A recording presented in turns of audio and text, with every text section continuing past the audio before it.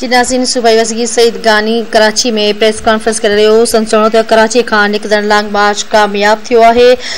सईद गनी चयो त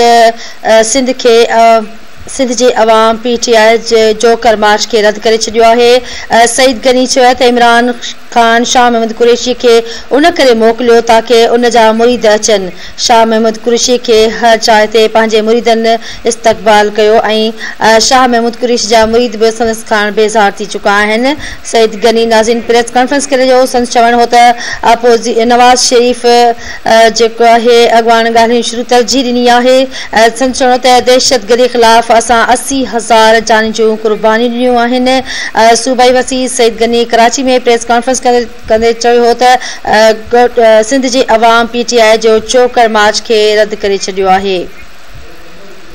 नाज़रीन अवां खे ॿुधायूं पिया अहम ख़बर ॾियूं पिया। संदसि चवणु त वफ़ाक़ जी नाअहली सबब दहशतगर्दी थी आहे। वफ़ाक़ी हुकूमत खे दहशतगर्दी ख़िलाफ़ संजीदा क़दम खणणु घुरिजनि। सईद गनी चयो त घोटकी मां जोकरनि जो शुरू थियल मार्च हैदराबाद पहुतो आहे। नाज़रीन सूबाई वज़ीर सईद गनी चयो त सिंध जे अवाम PTI जे जोकर मार्च के रद्द करे छॾियो आहे। वफ़ाक़ जी नाअहली सबब दहशतगर्दी जूं कार्रवायूं थी रहियूं आहिनि।